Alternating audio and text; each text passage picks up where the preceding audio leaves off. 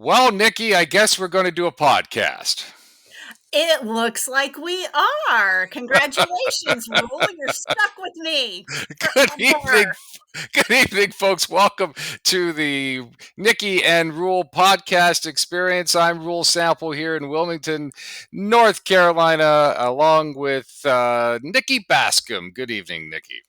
Good evening, Rule. I am so excited that we decided to do this. We're crazy. How crazy are you teaming up with Uh, me? Ah.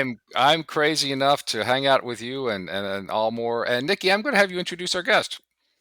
Oh, I am so excited because this is someone that I followed on the campaign trail everywhere. I don't even know if he counted how many times I crashed his parties, but I am so excited to introduce our guest, our County Commissioner Dane Scalise. Thank you so much for coming, Dane. Nikki Rule, thank you so much for having me on what I understand is your inaugural podcast, your first go at your duo, your team effort, and you were scraping the bottom of the barrel trying to find somebody to get on. And No. after you went through 12 or 13 different people, you finally said, I guess we could call Dane. He'll probably show up. Just for that, I'm going to do my Oprah Winfrey impression. Dane Scalise is in the All house. right, I'm in the house. Wait. There you Cowbell. We got props and everything. Very good. Hey, folks, before we get any farther into this mess, this podcast is brought to you by Cape Fear Boat Brokerage. If you are looking to buy or sell a boat, contact us at Cape Fear Boat Brokerage at capefearbboats.com. CapeFearBrokerage.com, and they will get you all hooked up. Since 2006, professional yacht brokers serving Harrington Harbor, the Chesapeake Bay, and now the Cape Fear area of North Carolina. Cape Fear Boat Brokerage sponsoring this podcast tonight. So, Dane, Nikki, we're going to talk about the elections of 2024. Thankfully, they're done. Yes. And it's in the bag for most of it. That we still have one going on here in North Carolina, don't we, Dane? We've got We do. we're going to get to that here in just a second. But at the top of the ticket, President Trump came through for North Carolina, or North Carolina came through for President Trump. We were the first swing state to be called for the former and now next president. Dane, A was there? three-peat for President Trump. It's a One in three-peat. 16, one in 20, and one in 24 in North Carolina. Why did he carry us, Dane? It was a toss up there for a while. What were North Carolinians thinking when they got attracted to Trump? Well, we are always, as far as I can tell, over the last 8+ years and presumably moving forward, going to be pretty tight whenever it comes to statewide and national races. You should, of course, take polls with a grain of salt. They do a lot of moving around and get a lot tighter and more accurate as you get closer to the election, as I'm sure you're aware, and your listeners and audience will perhaps not be surprised to hear. There's a lot to be gained from the vacillations and changes that the media represents whenever it comes to polling. The polling companies themselves have an interest in showing sometimes wild swings because that glues you to whatever their product is, and their product is polls. So they're going to be kind of all over the place until you get closer to the election. And by and large, the polling that came down to the wire was fairly reflective of where North Carolinians ultimately landed on election day. As to why North Carolinians went for President Trump, I guess it's probably a similar reason that many others across the country went for President Trump, and he ultimately ended up winning. There was quite a bit of disruption over the last 4 years whenever it came to things like COVID restrictions, inflation, the economy, the issue of immigration. And ultimately, whenever you are effectively the incumbent, which Kamala Harris was the incumbent vice president, it's harder to make a case for yourself as a change agent from the circumstances that I think people correctly perceived were not good. And ultimately, President Trump was able to better represent himself as the change agent for the people of North Carolina and Americans at large. Nikki, President Trump was very smart, and the Republican Party was really smart in recasting Kamala Kamala, or whatever her name was, as the incumbent. Did that, and it looked like it worked. Oh, I think it most definitely did. They did everything they could to tie her to Joe Biden's record. And as much as she tried to distance herself, she could not. She couldn't do it. And I think the general public was just ready for that to be done and over. They gave it a chance and not anymore. Ready to move on. Let's get better. Let's move back up. I wrote an article for the Wilmington Conservative the other day that said that even though Kamala lost the White House, her campaign was successful in getting Democrats out. And we saw that across the state and here in North Carolina, in New Hanover County, where our races were really, really close. Dane, you had to go to the mattresses to get your election done. Yeah, even more so than North Carolina at large being a purple state or close on the margins or whatever you want to call it. New Hanover County is that much more so. We had some successes in New Hanover County in terms of getting Republicans elected, but a lot of Republicans did not get elected. And that begins, quite frankly, at the top of the ticket. Vice President Harris was successful in New Hanover County, as well as the gubernatorial candidate, as well as the attorney general candidate, as well as quite a few of the Council of State positions. Obviously, the local races include both the county commission and the school board, and there was a bit of a mixed bag there. But by and large, New Hanover County trended toward Democrats in this last election. Nikki, you ran for school board and had a tough, tough time. What did you hear when you were out there? Um, a lot of frustration. I think there was a lot of frustration with top of the ticket, just like Dane was saying. But there was also a lot of frustration with a lot of people felt like they didn't know a lot of the down ballot races. They didn't realize that the ballot was going to be so long. And I just kept saying, make sure you finish the ballot, make sure you finish the ballot. When you look at the tapes after some of the polling sites put the tapes up on the doors and you see how much the undervote took place, there were a lot of people that either didn't finish the ballot, or like in Dane's race where there's multiple people running, or in my case where multiple people are running, they either didn't finish the ballot or they only voted for one or two. They didn't vote for all three. And I think there was a lot of frustration with that as well. It was a huge race. There was a lot going on. What about the shenanigans? We saw that with you here in the county. I think our elections are, come on, they're not that bad, but there are some issues that we're facing. Dane, what happened with a lot of what happened here in New Hanover County with your election and some of the questionable ballots that came through? Well, the development that was unexpected, and I guess I'll take you back to election day itself.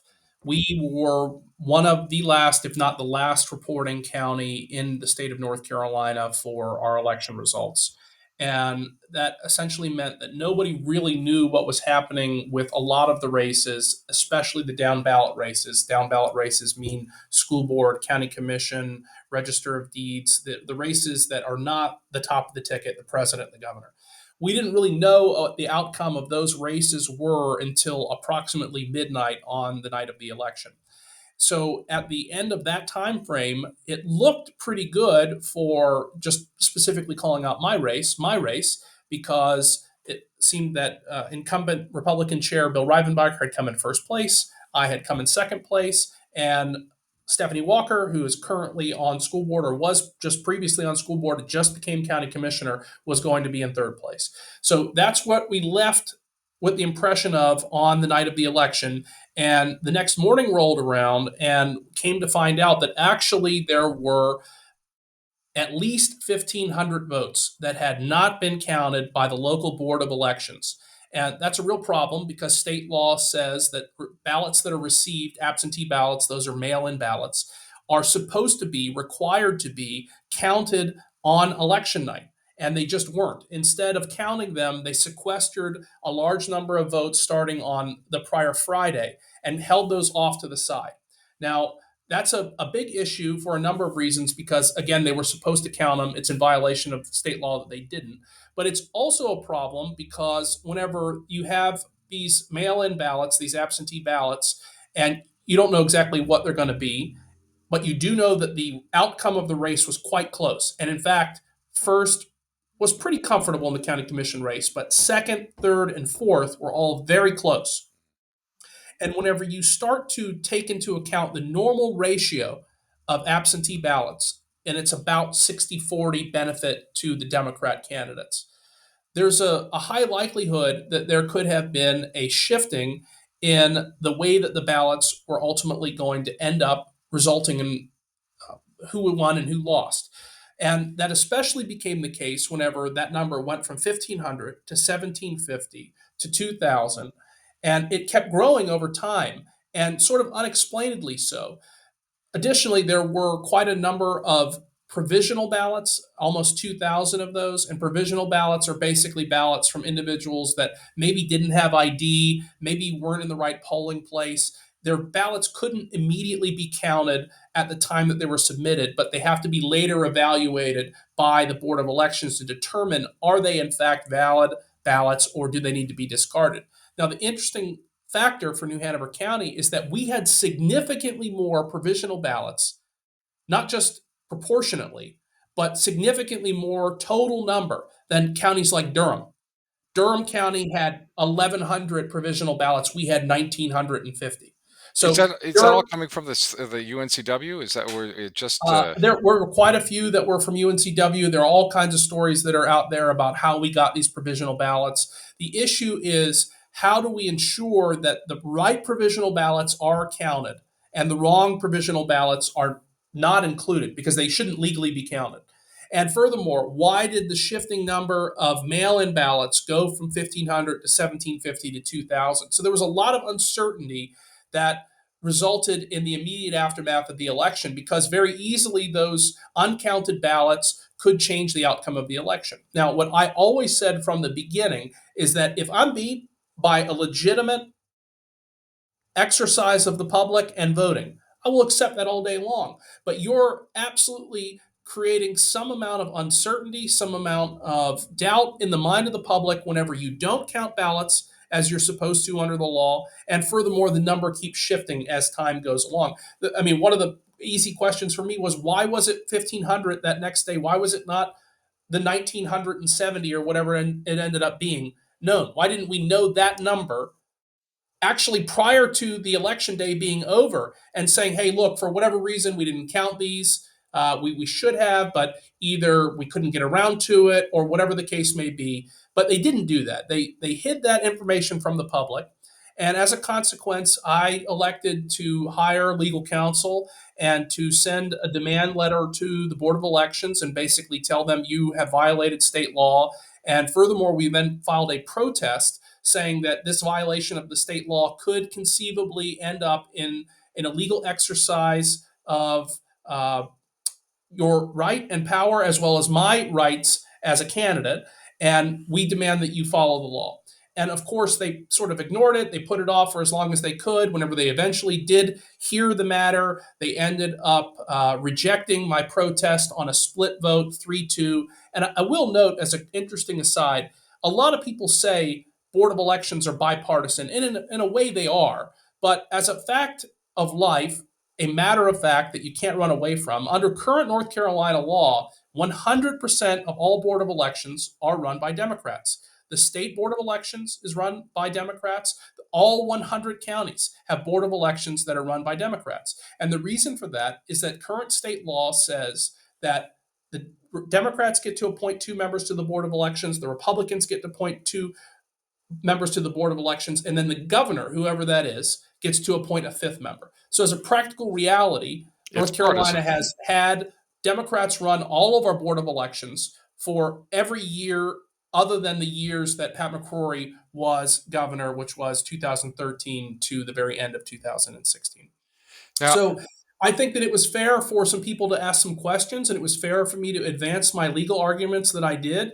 And ultimately, I will suggest to you that the spotlight that we put on the Board of Elections helped them to do their work in the right way. And they excluded a lot of the provisional ballots, if not all of the provisional ballots that should not have been included. And they were very careful in going through the mail in ballots that ultimately were received. Now, I still have some open questions about that delta of 1,500 to 1,950. I never got sufficient answers on those, but at the end of the day, the only races that it would have made a difference in is mine and David Perry's on the school board. And so I don't know that there were a lot of ballots that are hanging out there that it would have made a difference in some of the other races, but it certainly could have in those two races. Thankfully, it did not. Both David Perry and I ended up advancing as victors in the election. It Oh, is, I we want to call say something. I want yeah, to go say ahead. something real quick, Rule. As far as the provisional ballots, there were a lot of provisional ballots that people showed up at the polls without a driver's license, where they were told that they could do a provisional ballot. But if you don't know that you have a certain amount of time to bring your driver's license back to the Board of Elections to what they call cure your ballot, it gets tossed out. So we had a very wonderful group of people here working for the GOP.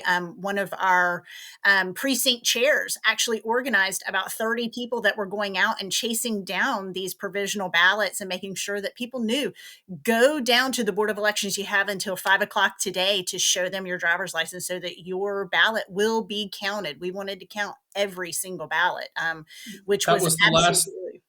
Yeah, that was the last piece that I was sort of going to bring home because it's really the most important piece. All of those other things that you can say that the Board of Elections did right or wrong, what the volunteers did that was 100% right is put in the sweat equity. And they were able to cure, as you said, Nikki, hundreds of ballots. And whenever you win by only 249 ballots, like I did, that's the difference between a win and a loss. So the volunteers that were out there that did the ballot cure efforts. This victory is as much theirs as it is anybody. And I've told them that. I am beholden to them in a huge way because they were able to make sure that those victories that we obtained on election day were ultimately preserved as we went through the process. Thank you to the volunteers. You started off this whole thing, though, Dane, by saying they did some things in clear violation of the law. And we're seeing that here in New Hanover County. We're seeing it with the continued discussions about the Supreme Court race.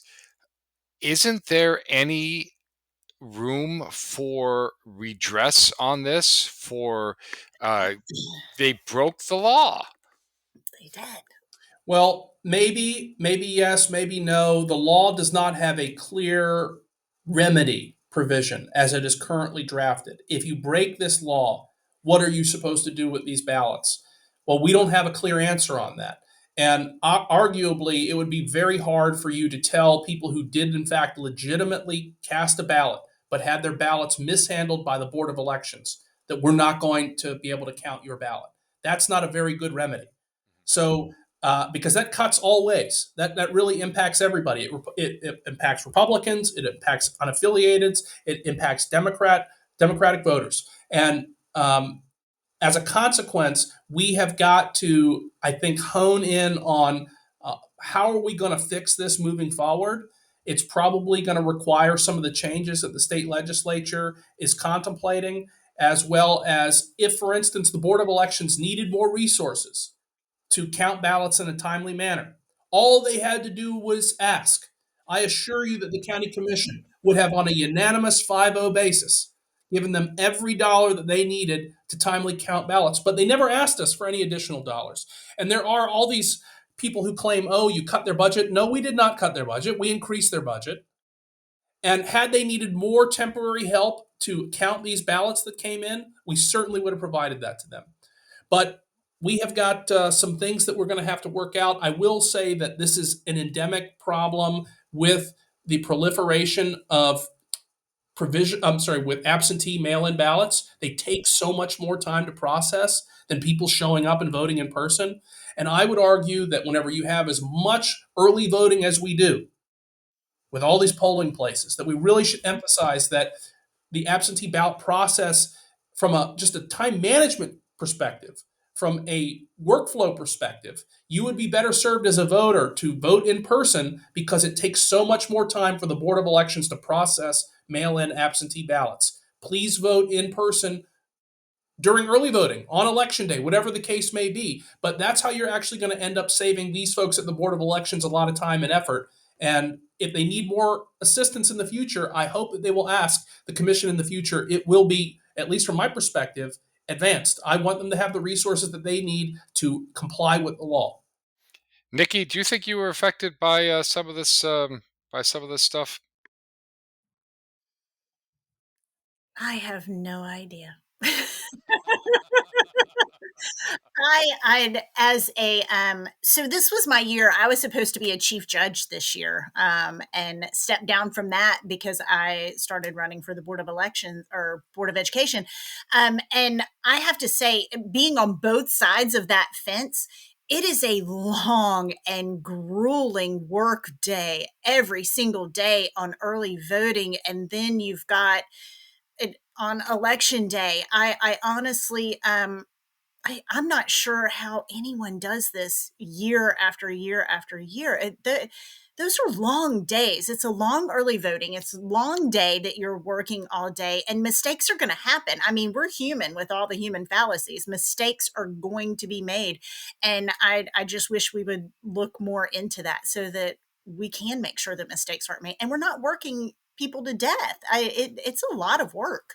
Yeah, I do want to actually show some sympathy. In all sincerity, as you're pointing out, Nikki, these are human beings, and I believe that they work really hard, and the overwhelming majority had nothing but the best intentions in doing the work that they do. But from a workflow perspective, from a leadership perspective, whenever you're charged at the top of the Board of Elections with running an operation and running it smoothly and properly in compliance with the law, that's on you as a leader to get the resources and materials that you need to achieve that. And if you can't do that, then you need to make people aware of that. That's leadership. And it is a failure of leadership if you're not able to follow through on what you've been charged with. So it is undeniable. The State Board of Elections Yep. has said repeatedly that the New Hanover County Board of Elections did not comply with the law and that they were not advised to disobey or disregard the law by the State Board of Elections. And the question is, why did they do it? And why are they not taking responsibility at this stage for having failed to do so? I don't want everyone that's there to feel like I am pointing at them and saying, you're a bad person, you're a bad Yeah. employee. I'm not, but I am suggesting that leadership made a major mistake and they have still not taken ownership or responsibility for the mistake that they made. It should be interesting. 100% agree. Exactly. It should be interesting to see what happens. This latest bill that the governor vetoed, the Senate overrode the veto, and I think the House is supposed to vote on it either today or tomorrow, places oversight of the Board of Elections in the auditor's office. Is that right? And Yes. now the governor will still have appointing authority, but everything is run through the auditors. That should be interesting to see how that turns out.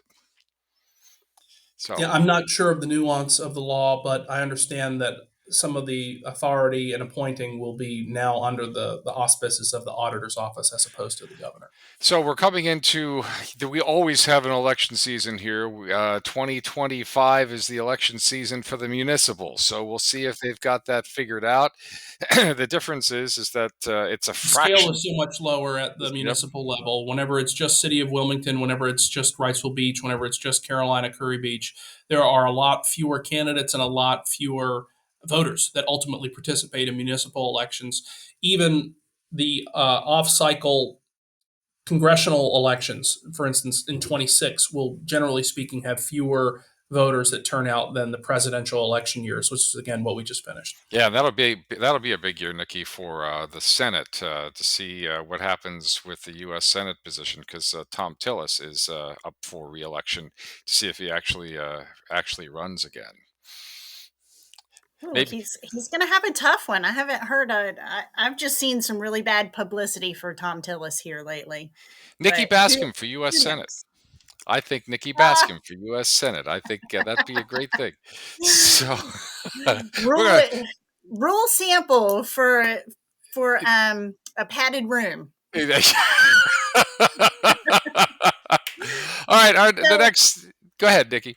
So I was going to ask about the Supreme Court race. We there was a recount between Griffin and Riggs, right? A partial recount, Yes.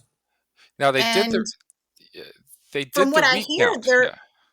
Yeah. from what I hear, they're not going to do a full recount. That they're done because in the partial recount, Griffin had to get at least 35 votes. He had to gain 35 votes to trigger a full recount, and Riggs actually got 70 votes out of the partial recount. Did you see that?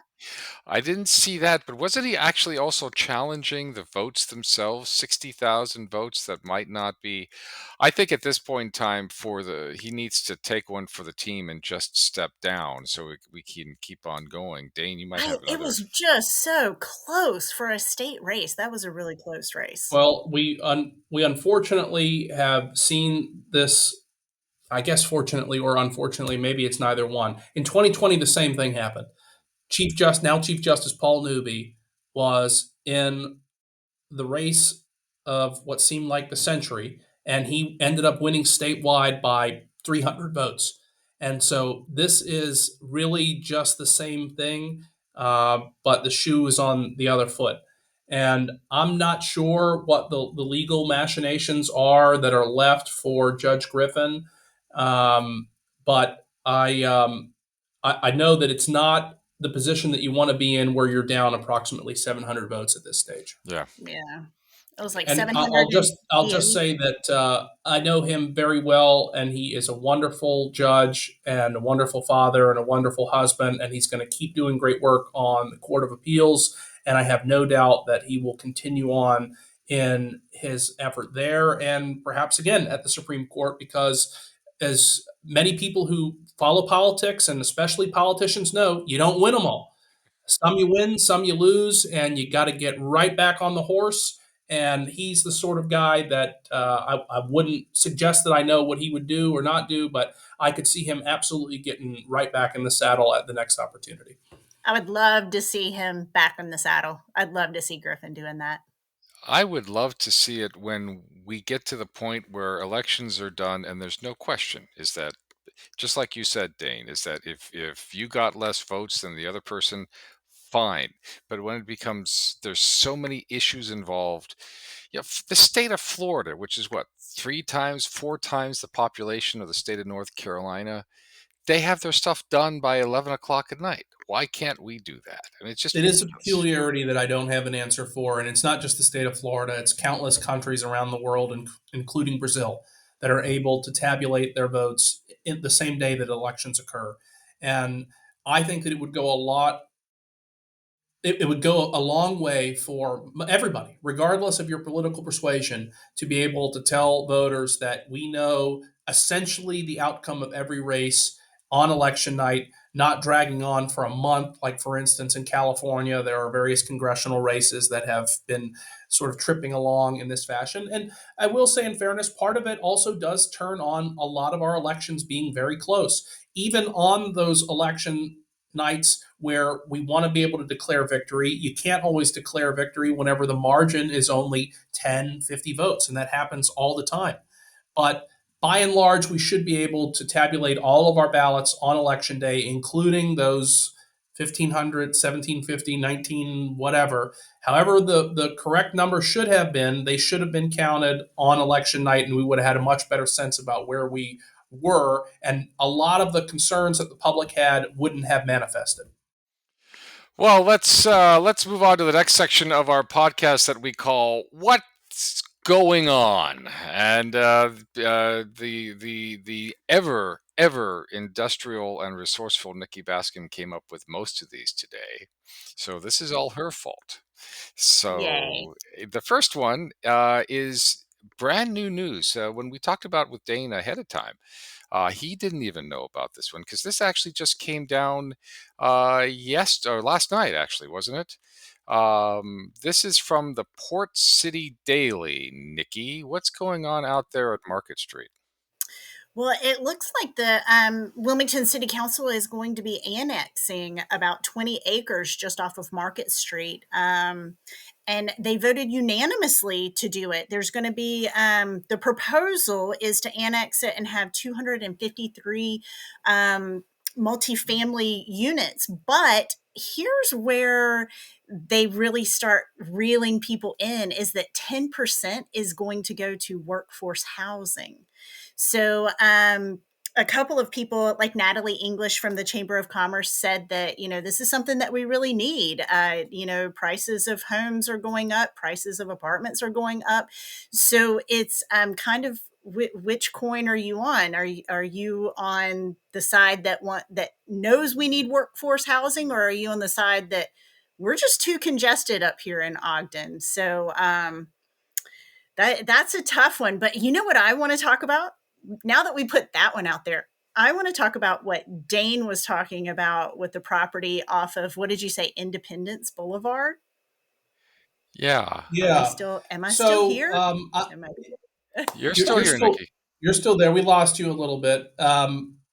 Just so that your audience is aware, there are a variety of different governments that are in the immediate area that we live in, New Hanover County. There are councils for the city of Wilmington, for Wrightsville Beach, for Carolina Beach, for Curry Beach, and there's also the county commission. So the county commission primarily handles issues that are in the unincorporated areas of the county, which means those areas of the county that are not within a municipal district such as Wilmington. So, this particular project, the city of Wilmington advanced, I can't say that I know too much about, but I can tell you a little bit about a project that falls within the city of Wilmington but has some connection to New Hanover County. And it is basically over approximately near the intersection of Carolina Beach Road and Independence Boulevard. There is a 60-acre parcel of land that was owned by someone named Flossie Bryan, and she left this land to the county in the early 2000s. And she said, I want this land to ultimately be preserved and turned into a park. Well, fast forward a couple of years, and Miss Bryan made an effort to withdraw her will and not leave it to the county, but instead leave it to some other folks. And there was a whole big long piece of litigation that ensued. And the point of the litigation was essentially, did she have testamentary capacity, meaning the mental wherewithal, to make this change to her will? And through a negotiation, ultimately, what the county agreed with the individuals who our heirs, meaning the individuals who family members associated with Miss Bryan, that we would sort of co-own this property. We would own part of it, they would own part of it, and that we would sell it and we would split the proceeds. And that was like 20 years ago, like I said. So it's kind of been tripping along for a long, long, long time. And there is a proposition to rezone this property now and turn it into multifamily and ultimately sell it and then split the proceeds. Well, what I've been advancing, instead of doing it that way, I said, since the county already owns this piece of property in southeastern New Hanover County, and these other folks own a piece of this property, why don't we go talk to one another about us buying out their interest, and instead of building multifamily, turning it into exactly what Miss Bryan wanted us to do in the first place, which is build a park. And I've been calling this Airly 2.0. So, we've got Airly Gardens, and the county owns Airly Gardens.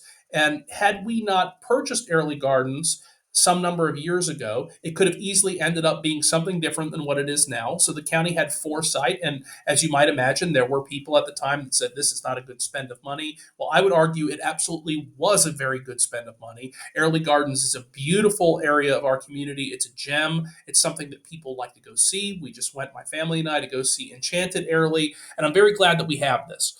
If we're going to, in our small county, carve out some places for preservation, we've got to take deliberate action to achieve this. So I think that the better outcome here for this property, and the reason that I said that it's technically within the city, is that the city is the one that would make the decision on rezoning, even though the county owns it. The county owns a piece of land that's inside of the city's jurisdiction, if that hopefully makes sense to you.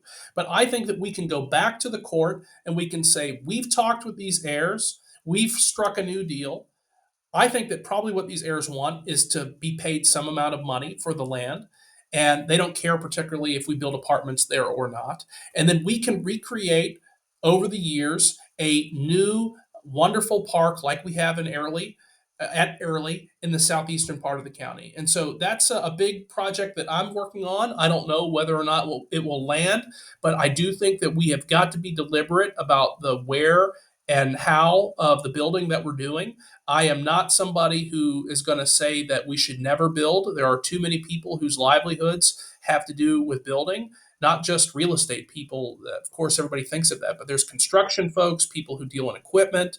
And it's furthermore, quite frankly, illegal for you to just say, we're never going to let anybody build anything. That's not good for private property rights. The county can't do that, shouldn't do that. But we can be more deliberate about the where and how that we allow dense building to occur. And we can also be more deliberate about carving out places for preservation, like we are talking about here with this parcel on Independence Boulevard, what I have again termed Airlie 2.0. I think it's a good idea. We've got to figure out how to pay for it. I'd love for the endowment to get involved with helping out with this. This is the money that was created from the sale of the hospital, the people's money, and it would be great if that endowment was willing to assist us with the purchase of this parcel. But I don't know where it's all going to land. It's in the early phases of discussion, and obviously I've got to put together a coalition of people at the city and the county and these heirs to see whether or not it's feasible. But I am hoping that I'm going to be able to get it across the line. People would love to see some more green space in our community, and I'm going to try my best to get that done. And if I can suggest, the Honorable Ted Davis, he was very instrumental in helping procure Airlie Gardens. Yep. He was there from the very beginning. He might have some very good advice. I Well, we're think going to he bring should. everybody to the table on this. I think You it know, would be a great idea. I think about one of the largest cities in the United States, New York City. And if you've ever Never heard of been, it. never heard of it, yeah, and they've got this acres and acres and acres of Central Park that they have set aside for exactly what you're doing, green space. It's not just about building; it's about setting aside places for green space. I think that's a great thing. Well, we'll see what happens with it. I think it's a great idea, and I hope that we're ultimately going to be able to get it done. So next, did you know, Nikki, Oh that boy. AI face detection is coming to North Carolina? I did hear that. I actually heard it was coming to New Hanover County schools. Are we one of the testing places for that? We are. It is there was $5.5 million here. I got to look up my numbers, make sure I'm saying that right. $5.5 million set aside for AI detection in the schools. There's two different school districts in North Carolina that are getting a portion of that money. 3.2 million is coming to New Hanover County schools. They're thinking about things like a threat detection, if there's a weapon in the building, if there's an outdoor door open, if there's an intruder, if there's a person down, definitely having face recognition. Where they might have problems with that is we do have our Parent Bill of Rights here in North Carolina. So doing any kind of scans or facial recognition, I'm pretty sure that it specifies somewhere in the Parent Bill of Rights that parents have to be on board with it, that they have to sign off on it. So definitely something for us to keep an eye on. Dane, is that something that you're going to be worried about on county commission? I mean, AI's here, AI is and everything. I'm actually AI. I'm not really here. So, is that something that you guys are going to be concerned about? Well, I have to confess that I don't know too much about this. The county's role in connection with the school board is primarily one where we provide funding to support school operations, salaries, as well as helping to build buildings. The setting of policy is one that belongs to the school board, and I try really hard not to either tell the folks up in Raleigh what they're supposed to do or the school board what they're supposed to do. They've been elected by the people to make decisions that they believe are correct. And so I'm going to have to defer to the school board on whether or not this is a good or a right thing. I also don't know enough about it to really weigh in. But I assure you that my goal is to continue to support the schools in the best way that I can moving forward from a monetary perspective. The County of New Hanover has been very diligent in trying to increase the school funding that we provide. Last year, in fact, during this budget cycle, it was the most money that we've ever provided to the school system. And, ultimately, I think that that's a good thing. We want to support our students and we want to support our teachers. We want to support our school board. But that's the way that I can help. I can help with dollars. I can't help with policy. Now, a grant like that, would that come through you first, then to be and then washed down to them, or would they get that money directly? Nikki, I would assume that they get it directly from the state. And is this where it is coming from? It's coming from the state, Nikki. It's I coming. don't know the answer. It's coming from the state, but it's coming from. It'll come through the Department of Public Instruction.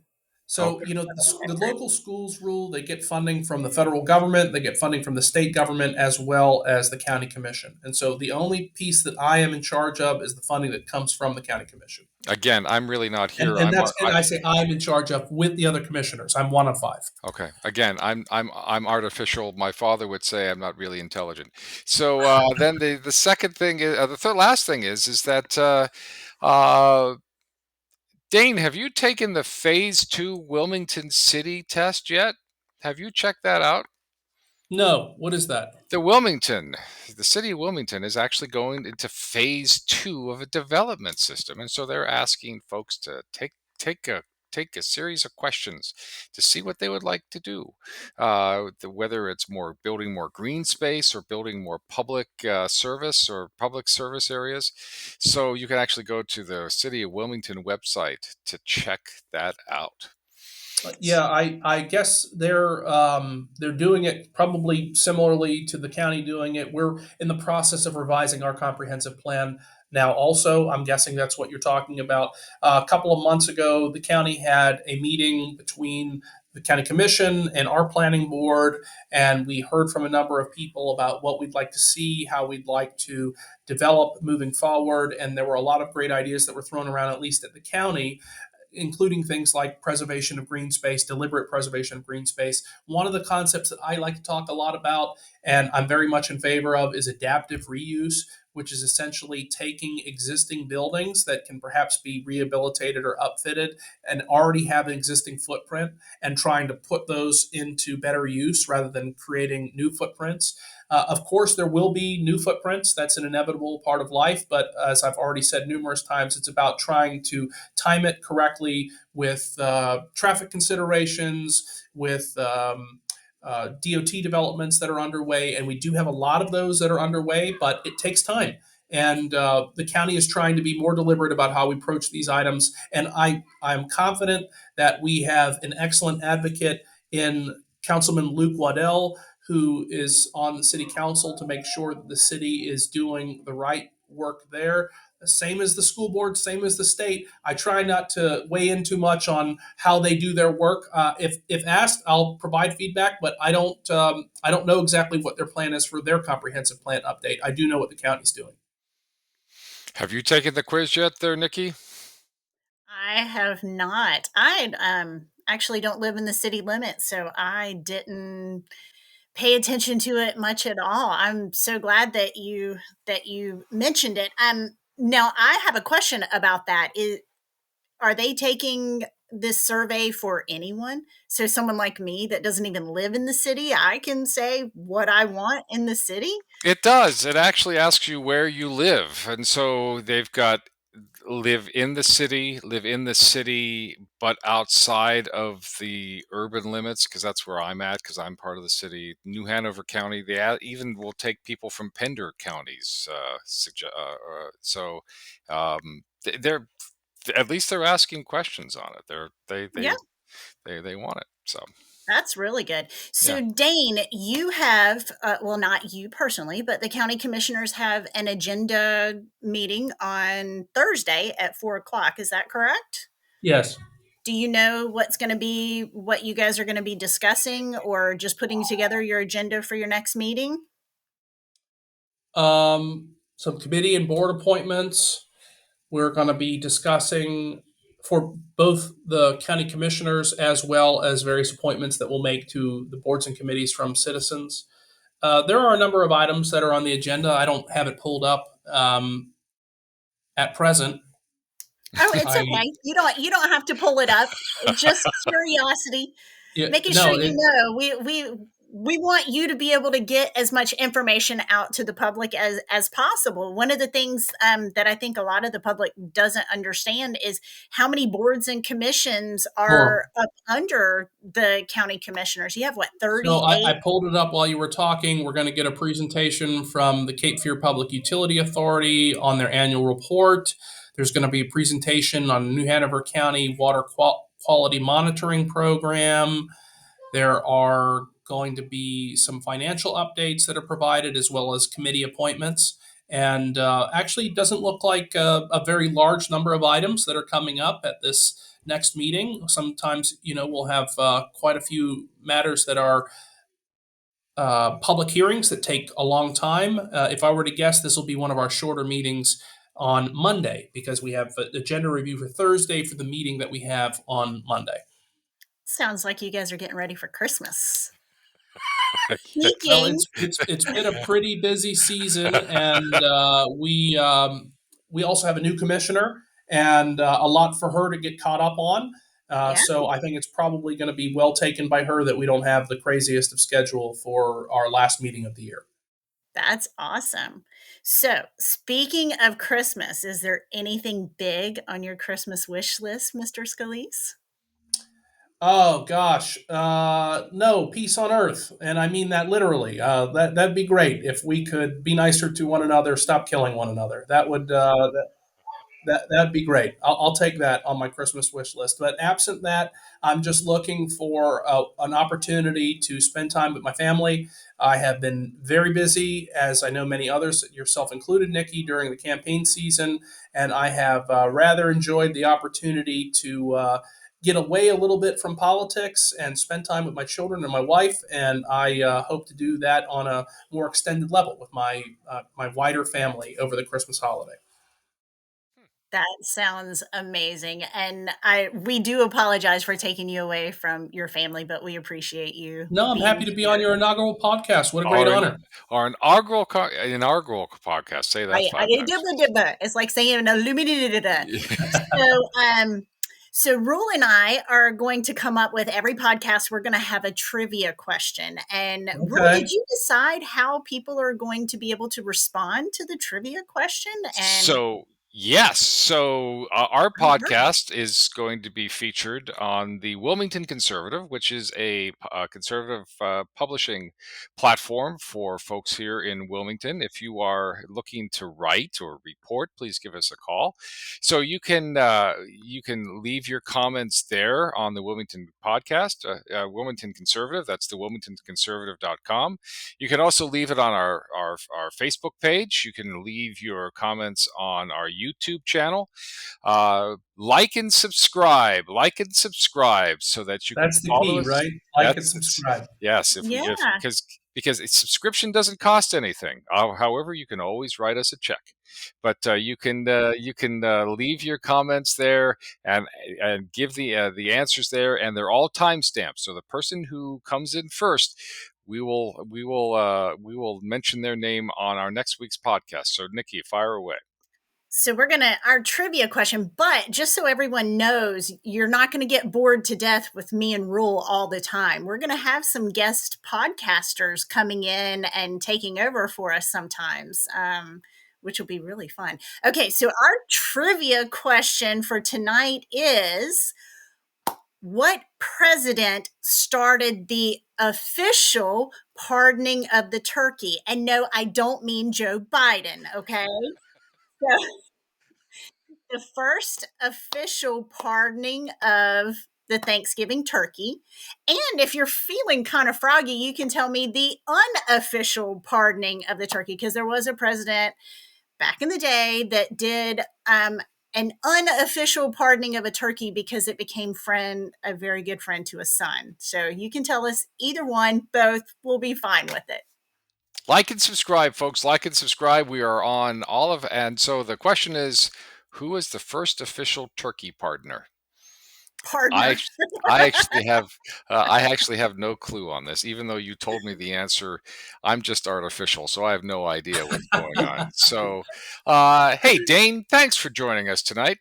Thank you for having me on. I enjoyed our conversation. I, Now, I I like to sometimes end on a conciliatory note. You know, we went through a really difficult and hard election season, and I know that there are a lot of people, myself included, on behalf of Nikki and Nikki herself, that you would rather see Nikki on the school board, and it doesn't always work out like that. But it's a really wonderful thing that she submitted herself to the crucible, that she worked so hard on the campaign.